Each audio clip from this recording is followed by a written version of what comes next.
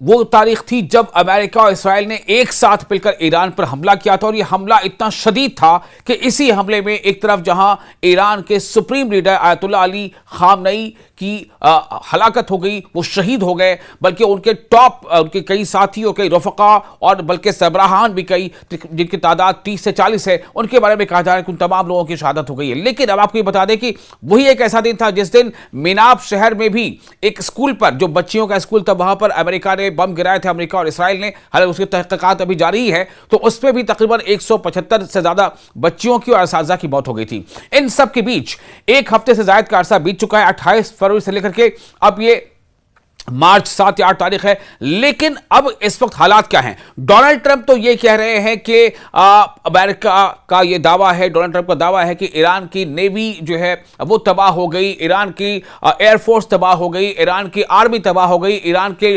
जो ज्यादातर लीडर वो तबाह हो गए। तो इसका मतलब तो ये हो गया कि डोनाल्ड ट्रंप कहीं ना कहीं ये कह रहे हैं कि भाई ईरान तो बिल्कुल अब खत्म हो गया है, अब तो बस आप जाएं और अपने हिसाब से ईरान को जो है वहां पर इंतजाम सलाम कर लें, अपने कंट्रोल में ले लें, अपने अंडर में ले लें। लेकिन आपको ये बता दें एक हकीकत इसकी और है। इस हकीकत का पहलू दरअसल जंग के साथ साथ बहुत तरह की ऐसी बातें चल रही होती हैं। एक मशहूर जंग मुखालिफ कारकुन है, यानी एंटी वॉर एक्टिविस्ट, और वो एक फिल्म साज भी है। उसका यह कहना है कि बहुत ज्यादा अमेरिकी फौजी और उनके खानदान वाले इसकी तंजीम से राब्ता कर रहे हैं ताकि ईरान के खिलाफ अमेरिका और इस्राएल की मुश्तरका जंग में लड़ने से बचने के तरीके मालूम कर सके। अब आप अंदाजा करें कि ये मतलब जो अमेरिकी फौजी हैं या उनके अहले खाना है, वो इस वॉर को ज्वाइन करने से बचने के हीले बहाने तलाश कर रहे हैं।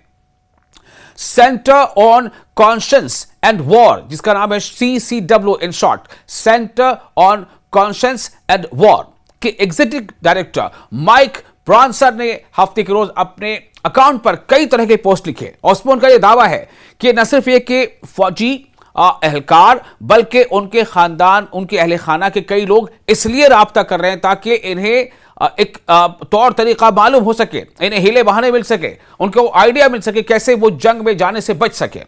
और ये कह रहे हैं कि उन्होंने लिखा है कि इनका फोन मुसलसल बज रहा है क्योंकि बहुत से अमेरिकी फौजी उनके मरकज से राब्ता कर रहे हैं ताकि फौजी जारी कार्रवाई में शामिल होने से बच सकें। यह क्या बताता है?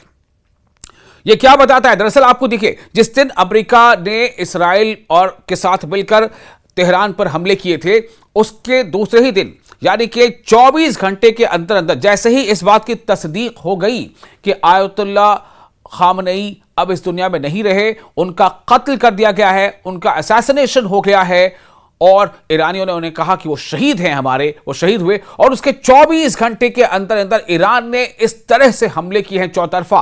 तमाम जो मशरिक़ वस्ता में अमरीकी फौजी अड्डे हैं, बेसेस हैं, उनको निशाने पर लिया। नतीजा क्या हुआ? नतीजा ये हुआ कि उसी दिन 6 फौजियों के मारे जाने की खबर सामने आ गई, 6 अमरीकी फौजी मारे गए। उसके बाद से ही लगातार ईरान का यह दावा है कि हमने 600 से ज्यादा, ये ईरान का दावा है कि 600 से ज्यादा हमने अमेरिकी फौजियों को या तो मार दिया है या उन्हें हमने जख्मी कर दिया है। चूंकि 19 बेसेस हैं पूरे मिडिल ईस्ट में अमेरिका के, और उन तमाम बेसेस में हमले, यहां तक कि कुछ बेसेस को फौजियों ने खाली कर दी के वहां से वो शिफ्ट करा दिए गए थे आसपास के होटल में। होटलों पर भी ईरान ने ड्रोन से हमले किए। तो यह ईरान का दावा है। जंग में दावे होते हैं, ईरान का यह दावा है कि हमने 600 के करीब या 600 से ज्यादा अब तक अमेरिकी फौजियों को मारा है या उन्हें जख्मी कर दिया है। तो ये एक कहीं ना कहीं वजह है कि जो अभी ये बात सामने आ रही है कि सेंटर फॉर कॉन्शियंस एंड जो उसका जो एक इदारा है and war, centre on conscience and war, CCW, इसके एग्जीक्यूटिव डायरेक्टर हैं माइक प्राइसनर ये दावा कर रहे हैं कि हमसे लोग राब्ता कर रहे हैं, और उन्होंने कहा है कि मैंने अभी इस यूनिट के एक फौजी की मां से बात की है।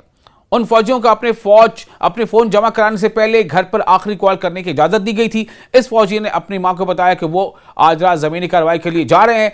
तो माइक प्राइसनर ने मजीद बताया कि इस नामालूम अमेरिकी फौजी ने अपनी मां को यह भी कहा कि उसके कमांडर ने कहा है कि वो ये सब मैसेज के दोबारा आने, यानी सेकेंड कमिंग ऑफ क्राइस्ट को, मसीह के, आप सुने, मैसेज मसीह, यानी इसको कहीं ना कहीं जो फौजियों को यह एहसास कराया जा रहा है कि इसे एक मजहबी वॉर, रिलीजियस वॉर की तरह से उनको ट्रीट करने कहा जा रहा है। इसके कमांडर ने कहा कि वो ये सब मसीह ईसा मसीह, जिसे जीसस क्राइस्ट कहा जाता है, मसीह के दोबारा आने यानी सेकंड कमिंग ऑफ क्राइस्ट को लाने के लिए कर रहे हैं। अब आप बताएं, जंग मुखालिफ कारकुन ने यह भी कहा है कि अमेरिकी फौजियों को शुरू में यह नहीं बताया गया था कि उन्हें जंग में भेजा जा रहा है। सबको बताया गया था कि वो सिर्फ तरबियत यानी ट्रेनिंग के लिए ले जाए जा रहे हैं, लेकिन जब हकीकत मालूम हुई तो बहुत देर हो चुकी थी। ये बयानात उस वक्त सामने आए हैं जब मुजाहिरीन ने अमेरिका के बड़े शहरों में सड़कों पर निकलकर ईरान पर अमेरिका और इस्राएल की फौजी कार्रवाइयों के खिलाफ एहतजाज किया है, जिनमें मुख्तलिफ शहरों को निशाना बनाया गया और बड़ी तादाद में जानी नुकसान हुआ। सिएटल के डाउनटाउन में बड़ी तादाद में लोग जमा हुए, जबकि वॉशिंगटन डीसी, न्यूयॉर्क, शिकागो और लॉस एंजलिस में भी हुजूम इकट्ठा हुआ। मुजाहिरीन ने शहरियों के खिलाफ हुकूमती तशद्दुद की मजम्मत की और जंग में अमेरिका की शमूलियत पर तशवीश का इजहार किया। यूनिवर्सिटी ऑफ मैरीलैंड के एक सर्वे के मुताबिक सर्वे में शामिल सिर्फ 21% अमेरिकियों ने, सिर्फ 21%, 21%, ओनली 21% अमेरिकियों ने ईरान के खिलाफ जंग की हिमायत की। अब आप सोचें कि 21% ने जंग की हिमायत की यानी उसके सपोर्ट किया, मतलब क्या हुआ कि 79% यानी लगभग 80%, 79% इसके खिलाफ हैं। यानी वाज़ेह अक्सरियत है जो इस जंग के खिलाफ है, जो अमेरिका के ईरान पर हमले के खिलाफ है।